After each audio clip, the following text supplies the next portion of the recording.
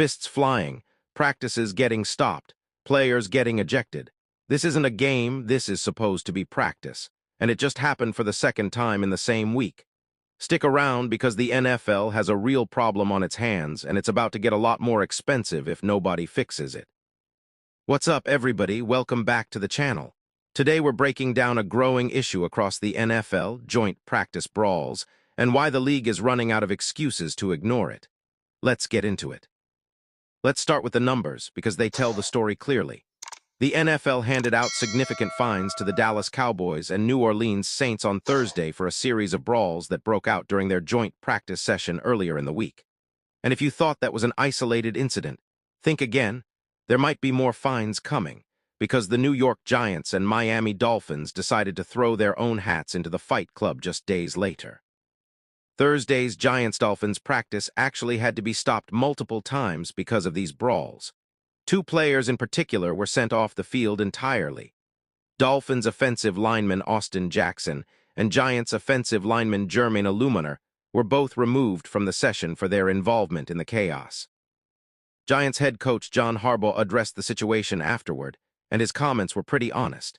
He acknowledged that joint practices obviously aren't a real game environment, but he was clear that it's still a physical setting, and lines are naturally going to get crossed at times. Harbaugh said the coaching staff made the call to remove any player who threw a punch, treating it exactly the same way they would during an actual regular season game. And look, that's a reasonable standard for a coach to hold his own team to. But here's the bigger issue. This isn't just a one-off problem anymore. These brawls are becoming a common, almost expected occurrence during joint practices across the league, and it's a pattern the NFL is eventually going to have to confront head-on. So how has the league actually responded so far? Right now, the NFL has essentially left player discipline entirely up to the individual teams themselves.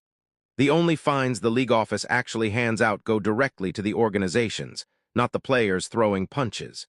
In this case, both the Saints and Cowboys were fined $500,000 each. Now, on paper, $500,000 sounds like a massive number. But let's be real about the financial scale we're talking about here. For NFL franchises worth billions of dollars, a $500,000 fine is genuinely a drop in the bucket. It's a fine that gets absorbed without much organizational pain, which raises a serious question. Is this penalty actually acting as a deterrent, or is it just a symbolic slap on the wrist? If these brawls keep happening at this pace, the league may not have a choice but to escalate its response. That could mean significantly larger fines that actually make front offices feel the financial impact. It could also mean tighter restrictions on what's allowed during joint practice sessions in the first place. And there's an even more drastic option sitting on the table, too. The NFL could simply decide these joint practices aren't worth the risk anymore and force teams to conduct all of their training camp work entirely in-house, cutting out inter-team practices altogether. That would be a significant shift from how training camps have operated in recent years. But if brawls keep making headlines instead of actual football development, it might become the league's only real solution. At the end of the day, joint practices exist to help teams get better, more competitive reps against unfamiliar opponents before the preseason and regular season begin. But when practices are getting halted repeatedly because of fights instead of football, that entire purpose starts to get lost. The NFL now faces a real decision point. Continue handing out fines that barely register financially, or actually implement structural changes that address why these brawls keep happening in the first place. So what do you think the league should do here?